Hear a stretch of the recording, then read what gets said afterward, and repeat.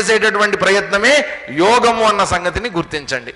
ఇప్పటిదాకా చేసినటువంటి ఈ చర్చ అంతా కూడా సంక్షిప్తంగా చెప్పుకుంటే ఇది యోగారూఢత్వ స్థితి అని చెప్పి తర్వాత ఇప్పుడు అసలైనటువంటి 6వ అధ్యాయం టాపిక్లోకి ఇప్పుడు వస్తున్నారు చూడండి. ఉద్ధరేదాత్మనాత్మానం నాత్మానమవసాదయేత్ ఆత్మైవ హ్యాత్మనో బంధుః ఆత్మైవ రిపురాత్మనః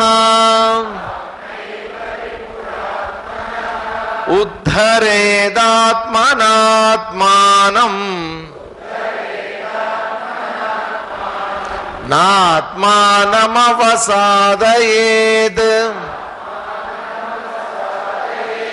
ఆత్మైవ హ్యాత్మనో బంధుః ఆత్మైవ రిపురాత్మనః. ఇది చాలా ముఖ్యమైనటువంటి ఇంపార్టెంట్ శ్లోకాల్లో, భగవద్గీతలో చాలా ముఖ్యమైనటువంటి శ్లోకాల్లో ఇది కూడా ఒకటి. భగవద్గీతలో ముఖ్యమైన ఒక 20 శ్లోకాలు తీసుకుంటే ఆ 20 శ్లోకాల్లో ఇది కూడా వస్తుందన్నమాట. దాంట్లో ఉంటుంది, పంచామృతంలో ఉంది ఆ శ్లోకం, ఉద్ధరేదాత్మ. మీకు ఇచ్చాం కదా, ఆరతి కార్డు ఇచ్చాం చూడండి. ఆ కార్డులో వెనక గీతా పంచామృతం అని ఉంటుంది. అంటే గీతలోంచి తీసుకున్నటువంటి ముఖ్యమైనటువంటి ఒక 5 శ్లోకాలు. వాటి గురించి నేను మళ్ళా డిస్కషన్, దాని గురించి ఒక బుక్ కూడా తెప్పించా. ఆ బుక్ మీ అందరికీ మేము ఉచితంగా ఇస్తాం. ఆ బుక్ని ఇప్పుడు ఇవ్వంలేండి, తర్వాత ఇస్తాం. ఆ బుక్ని అందరికీ ఇస్తాం. మంచి బుక్, అది చాలా కష్టపడి తయారు చేసినటువంటి బుక్ అన్నమాట. దాంట్లో ఈ పంచామృతం అంటే ఏంటండి? శివుడికి మనం చేస్తాం, పంచామృతాలతో అభిషేకం చేస్తాం. ఏమేమి ఉంటాయి దాంట్లో?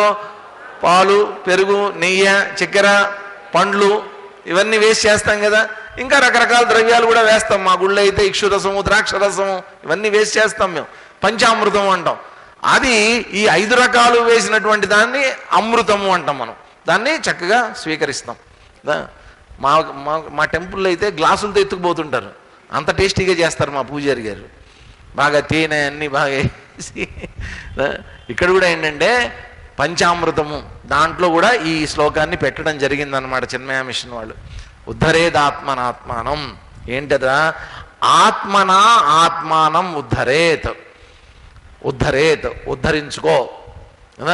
మామూలుగా మనం అంటుంటాం, పెద్ద ఉద్ధరించావులే అంటుంటారు కదన్నప్పుడు. ఏం ఉద్ధరించావు అంటే ఉద్ధరించడం అంటే ఏంటో చెప్పండి నాకు ఇప్పుడు.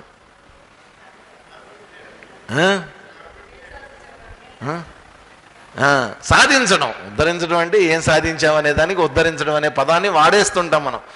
ఉద్ధరించడం అంటే ఏంటి? దేన్నైనా సరే పైకి తీసుకురావటం. సమాజాన్ని ఉద్ధరించాడు అంటారు. అంటే అర్థం ఏంటి? సమాజాన్ని పైకి తీసుకుని వచ్చాడు. ఆ సంఘాన్ని ఉద్ధరించాడు అంటే పైకి తీసుకురావటం, ఉన్న స్థితిలోంచి ఉత్తమమైనటువంటి స్థితికి తీసుకురావడం అండి, అది ఉద్ధరించడం. అయితే ఇక్కడ ఏంటంటే నన్ను నేను ఉద్ధరించుకోవాలి. ఇక్కడ ప్రాబ్లం అంతా ఇక్కడే వచ్చింది. జనాలు ఎట్లా ఉంటారంటే ప్రపంచంలో పక్కన వాడిని ఉద్ధరించమంటే రెడీ, నిన్ను నువ్వు ఉద్ధరించుకోరా అంటే అబ్బే మాకు చెప్పొద్దండి, ఆ విషయం మాత్రం చెప్పొద్దు. జనాలను ఉద్ధరించమంటారా? ఉద్ధరిస్తాం. సంఘాన్ని ఉద్ధరించమంటారా? ఉద్ధరిస్తాం. సమాజాన్ని ఉద్ధరించమంటారా? ఉద్ధరిస్తాం. దేశాన్ని ఉద్ధరించమంటారా? ఉద్ధరిస్తాం. నిన్ను నువ్వు ఉద్ధరించుకోరా నాయనా, మనల్ని మనమే ఉద్ధరించుకోవాలి. అందుకనే మామూలుగా స్వామి తేజోమయానంద గారు చెప్తుంటారు అనమాట, self help is the best help అంటారు ఆయన. అప్పుడప్పుడు మనం కొన్ని హోటల్లో వెళ్తుంటాం అనమాట. హోటల్కి వెళ్ళినప్పుడు ముఖ్యంగా ఈ ఫాస్ట్ ఫుడ్ రెస్టారెంట్స్ అన్నీ ఉంటాయి. అక్కడ ఏంటంటే గబగబ తినేసి వెళ్ళిపోవాలి. మామూలు కొన్ని హోటల్స్ అయితే కూర్చోబెట్టి వచ్చి ఆర్డర్ తీసుకొని చక్కగా అంతా కాసేపు మన కూర్చోబెట్టి తర్వాత తెచ్చిస్తారు, తింటాం. కొన్ని హోటల్స్ అట్లా ఉండవు, పిచ్చ రష్గా ఉంటుందన్నమాట. మనం వెళ్ళి టోకెన్ తీసుకొని అక్కడికి వెళ్తే ముందే డబ్బులు కట్టాలి, తర్వాత డబ్బులు కట్టే ప్రసక్తి లేదు. ముందే డబ్బులు కడితే టోకెన్ ఇస్తారు. అది తీసుకుని వెళ్ళి అక్కడ చూపిస్తే ఆ 2 ఇడ్లీను ఆ 2 వడ వేసిస్తారు. అది తెచ్చుకొని మనమే నిలబడి తినాలి. అక్కడ పైన రాసి ఉంటుంది అనమాట. ఏమని రాసి ఉంటుంది? Self service. కాబట్టి నువ్వు ఎవరికి హెల్ప్ చేస్తావయ్యా, ఎవరికి సహాయం చేస్తావు, ఎవరికి సర్వీస్ చేస్తావు? నీకు నువ్వు చేసుకోరా నాయన. దీన్ని మించినటువంటిది లేదు వేదాంతంలో. నువ్వు దేశానికి ఏం సర్వీస్ చేయక్కర్లా, దేశాన్ని ఏం ఉద్ధరించక్కర్లా. నీ సర్వీస్ నువ్వు చేసుకో, సెల్ఫ్ సర్వీస్. ఉద్ధరేద ఆత్మనా ఆత్మానం, నన్ను నేను ఉద్ధరించుకోవాలండి. దీంట్లో 2 ఉన్నాయి. ఒకటి ఏంటంటే, రెండింటిని జాగ్రత్తగా గమనించండి. ఉద్ధరేద ఆత్మనాత్మానం అంటే ఏంటంటే, నిన్ను నువ్వు ఉద్ధరించుకో తప్ప అనవసరంగా ప్రపంచాన్ని ఉద్ధరిద్దామని ప్రయత్నం చెయ్యొద్దు. ఒక సందేశం ఉంది దీంట్లో కదా. రెండో సందేశం ఏంటంటే, నిన్ను నువ్వు ఉద్ధరించుకోవాల్సిందే తప్ప ఎవడు వచ్చి నిన్ను ఉద్ధరించడు. అర్థమైందా? రెండిటికి తేడా అర్థమైందా? నువ్వు ఎవడిని ఉద్ధరించాల్సినటువంటి అవసరము లేదు, ఎవడు వచ్చి నిన్ను ఉద్ధరించడు. 2 ఉన్నాయి దీంట్లో. రెండింటిని అర్థం చేసుకోవాలండి, గుర్తుపెట్టుకోండి ఇది. ఉద్ధరేద్ ఆత్మనాత్మానం, ఆత్మన ఆత్మానం ఉద్ధరేత్, ఆత్మానం నా అవసాదయేత్. ఇది ఎప్పుడు కూడా అండి నన్ను నేను ఉద్ధరించుకునేటటువంటి స్థితిలో ఉండాలి తప్ప నేను ఎప్పుడు దిగజారుడు స్థితిలో ఉండకూడదు. నా అవసాదయేత్, కింద పడిపోకూడదండి. నా వ్యక్తిత్వం కానీ, నేను కానీ, నా జ్ఞానం కానీ పొరపాటును కూడా దిగజారుడు పో. ఎప్పుడు ఉత్తమంగా ఉండాలి, ఉన్నతంగా ఉండాలి. నా దృష్టి ఎప్పుడు కూడా ఊర్ధ్వముఖంగా ఉండాలి. ఊర్ధ్వముఖంగా ఉండాలంటే తలపైకి తట్లా గుడ్లప్పగించి చూడకండి. అలా చూడటం మొదలు పెట్టారనుకోండి, మధ్యాహ్నం 11 ముహూర్తానికి అరుంధతి నక్షత్రం చూపించినట్టు ఉంటుంది. ఏం కనిపించదు మీకు అట్లా చూశారంటే. ఊర్ధ్వ దృష్టి అంటే ఏంటి? నీ లక్ష్యం ఉన్నతమైనటువంటిదై ఉండాలి, నీ దృష్టి ఉన్నతమైనటువంటిదై ఉండాలి, నీ ఆలోచనలు నీ నిర్ణయాలు ఊర్ధ్వమైనటువంటి ఉత్తమమైనటువంటివై ఉండాలి. అది ఊర్ధ్వ దృష్టి అంటే. అంతే తప్ప అనవసరంగా దిగజారిపోయి అధమమైనటువంటి ఆలోచనలు, లౌకికమైనటువంటి ప్రాపంచికమైనటువంటి మాటలు ఆ స్థితికి తెచ్చుకోవద్దు. నా అవసాదయేత్ ఆత్మానం, నిన్ను నువ్వు దిగజార్చుకోవద్దు. ఎప్పుడు కూడా ఎప్పుడు ఉన్నతంగానే ఉత్తమంగానే నిన్ను చూసుకో అని చెప్తూ, ఆత్మనః బంధువు ఆత్మాయేవా. నీకు బంధువు అంటే ఎవరండి? మామూలుగా మనం బంధువులు అంటాం. బంధువులు అంటే ఎవరు? బంధువులంటే మన హితాన్ని కోరేవాళ్ళు. కోరతారండి నిజంగా ఈ రోజుల్లో మన బంధువులు మన హితాన్ని కోరేవాళ్ళు ఎవరన్నా ఉన్నారా? ఒకప్పుడు ఉండేవారు అనుకుంటా బహుశా, అందుకని ఈ పదం వాడారు. వేదవ్యాసుల వారు ఉన్నటువంటి సమయంలో బంధువులు, హితాన్ని కోరే బంధువులు. ఇప్పుడు ఇంటికి బంధువులు ఎవరన్నా వచ్చారనుకోండి, ఇది ఎప్పుడు పోతాడా అని చూస్తాం అనమాట. వాస్తవంగా ఏంటంటే బంధువులు అంటే ఏంటంటే మనకి రక్త సంబంధీకులండి. అంటే మనం ఇంట్లో ఉన్నాం, మన అన్న తమ్ములు, మన తల్లిదండ్రులు, వీళ్ళని మనం మొట్టమొదటి బంధువులుగా స్వీకరిస్తాం.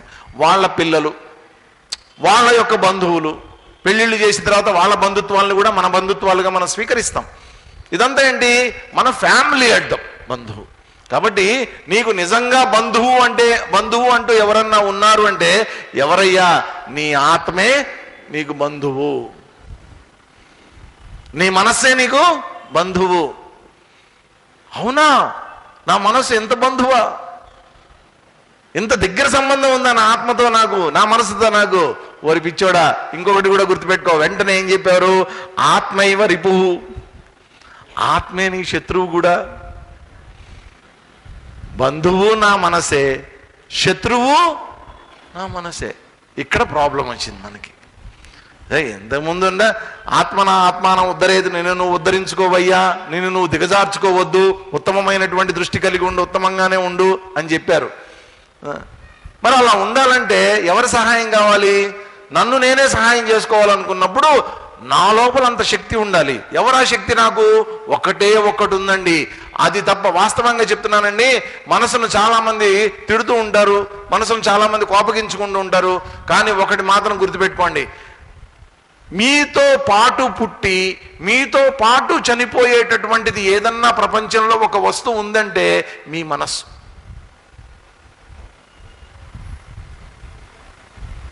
నాతో పాటు పుట్టింది అది. ఎప్పుడు చనిపోతుంది అది? నాతో పాటు చనిపోతుంది. నేను బతికున్నంత కాలం అది నా వెంట ఉంటుంది. మనిషికి చేత కాంది ఏంటంటే దాన్ని ఎలా ఉపయోగించుకోవాలో చేత కాదు.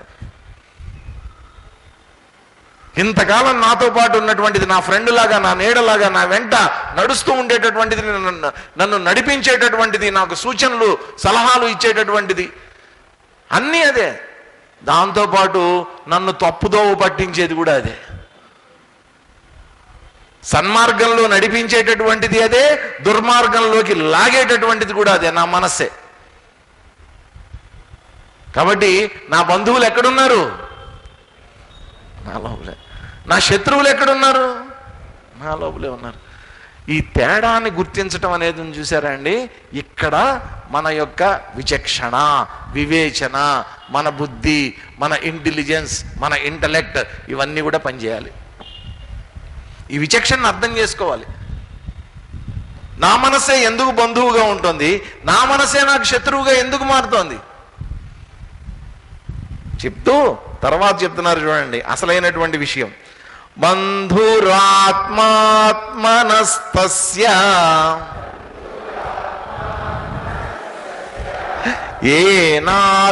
ఏనాత్మైవాత్మనా జితః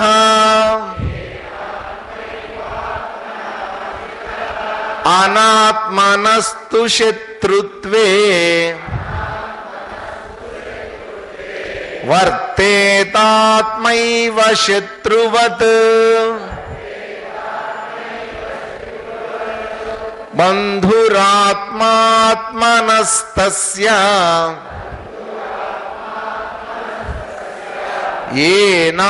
ఏనాత్మైవాత్మనా జితః